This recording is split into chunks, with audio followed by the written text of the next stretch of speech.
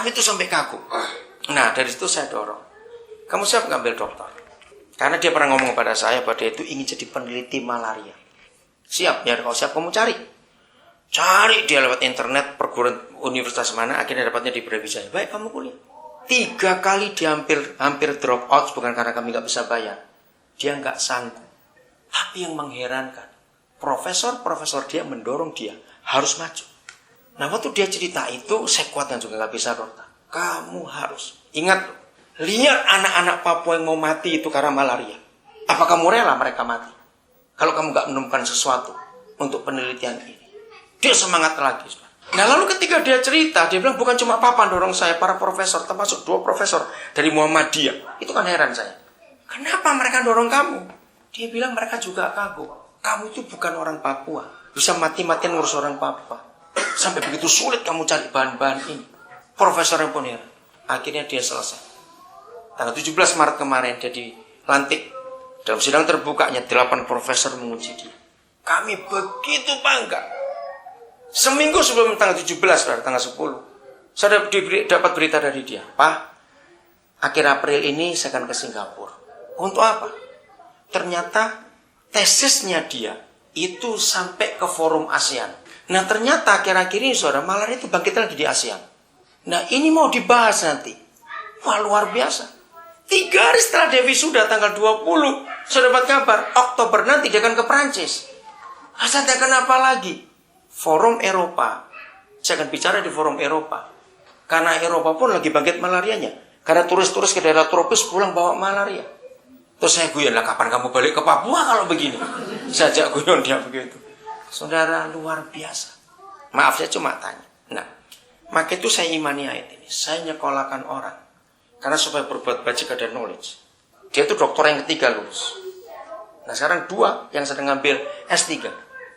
Belum selesai. Saudara, kami berjuang untuk itu.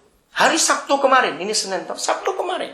Di wisuda anak kami dokternya dokter umum. Orang Dayak, dari suku Lun Dayak. Kalimantan Timur bagian utara. Mengagumkan sekali. Knowledge. Berbuat baik tanpa knowledge, kita jadi bodoh-bodoh nanti. Saya nggak punya kesempatan sekolah, maka itu saya dorong orang lain untuk sekolah. Kalimat berikut. Setelah knowledge, pengetahuan, maka kamu harus dengan sungguh-sungguh berusaha menambahkan kepada itu apa? Penguasaan diri. Artinya self-control. Jangan sampai emosi, ambisi jadi salah. Enggak. Setelah kita punya penguasaan diri, maka kamu harus sungguh-sungguh berusaha menambahkan itu dengan apa? Ayo baca. Dengan ketekunan, diligent, dengan serius. Jangan setengah-setengah kalau buat itu. Amin. Jangan setengah-setengah. Yang serius. Saudara, anugerah Tuhan luar biasa. Saya cuma cerita ya, itu kemuliaan bagi Tuhan. Tanggal 7 yang lalu, 7 April. Bersama dengan 2 orang yang lain. Gak tahu kok besar, 3-tiganya Kristen. Kami bertiga dipanggil di KND Metro. Nah, judulnya Yang Terpanggil. Yang pertama itu diwawancara seorang ibu. Ya, dari Semarang. Namanya Ana Avanti atau apa. Dia itu desainer kebaya yang terkenal di Indonesia. Nah, 10 tahun yang lalu, dia mulai mengurus anak-anak bayi-bayi yang hidrosefalus, kepala besar itu. Sekarang kliniknya dia di Semarang. Itu anak kecil ketabrak mobil karena air panas, kebakar, patah tulang, yang miskin ditampung semuanya. Yang kedua, kalau saudara pernah dengar, satu-satunya ada di Indonesia sampai tahun yang lalu masuk CNN Heroes, pilot SQ itu. Nah, itu yang kedua. Karena dia dirikan panti asuhan ada di Kupang. Nah, yang ketiga saya. Nah, saya tanya dulu, kenapa pilih kami? Karena kami mencari orang-orang yang lebih dari 10 tahun sudah mengerjakan sesuatu. Nah, saudara akan ditayangkan hari Jumat lusa, tanggal 16 dan tanggal 18. Kalau saudara punya sasaran Metro bisa lihat. Nah, saya sebutkan itu dengan kata ketekunan ini tadi. Kita nggak perlu cuma modal saja, nggak perlu intelektual saja. Tapi serius, setia ngerjakan itu. Jangan main-main. Pengusaha-pengusaha nggak akan jadi sukses kalau dia nggak tekun. Betul tidak? Terus ganti-ganti. Anak kuliah 2 semester ganti. 2 semester ganti. Kapan selesainya? Lihat. Setelah punya ketekunan, maka kamu harus dengan sungguh-sungguh berusaha menambahkan apa pada ketekunan? Kesalehan. Godly. Hidup kudus di hadapan Tuhan. Tambahkan itu. Setelah kita punya kesalehan, maka tambahkan kesalehan itu dengan harus berusaha dengan sungguh-sungguh menambahkan apa? Ayo baca. Kasih akan saudara-saudara. Nah, itulah kita. Tapi akhirnya, ini yang saya kagum, endingnya. Endingnya ini, saudara. Ayo baca bareng-bareng. Setelah kasih akan saudara-saudara, maka harus dengan sungguh-sungguh kita menambahkan kasih akan siapa? Semua orang, kasih agape. Nah, ini muaranya, saudara. Dengarkan baik-baik.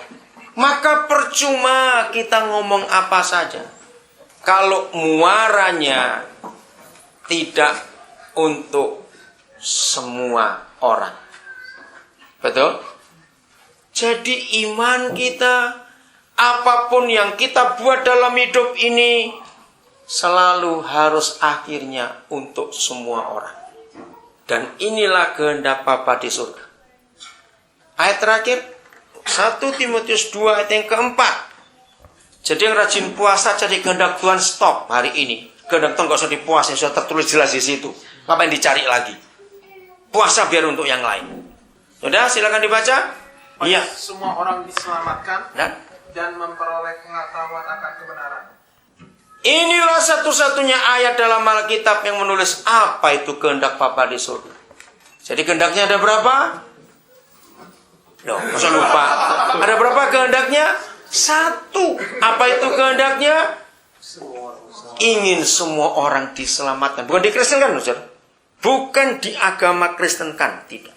Diselamatkan, itu beda. Maka itu kalau kita sebagai gereja tidak sibuk ke kehendak yang satu ini, lalu kita sibuk rapat aja hobinya, kapan selesainya? Saudara kerja, saudara kuliah, pikirkan. Muara semua kehidupan kita harus kepada kasih akan semua orang. Amin. Saudara, mengapa Papa ciptakan 2 danau unik di dunia ini?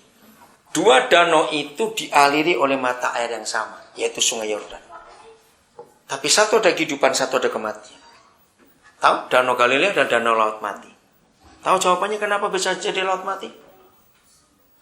Karena nggak punya output, nggak punya saluran keluar. Semua berkat dia terima untuk diri sendiri. Nah, seperti itu hidup kita. Maaf, jangan tersinggung kalau saya katakan kalimat-kalimat ini. Percayalah, nggak mungkin Papa di surga ciptakan sungai lupa buat muara. Itu sama dengan dia ciptakan mulut lupa buat pantat. Nggak mungkin. Katakan amin, supaya kita tahu. Jadi saudara selama hidup pikirkan muaranya kemana. Betul nggak? Nggak mungkin ada mesin tanpa knalpot. Nggak mungkin. Ngerti kata itu? Ayo anak-anak muda, pelajar, pikirkan walaupun kalian belum punya usaha. Mikir dari sekarang.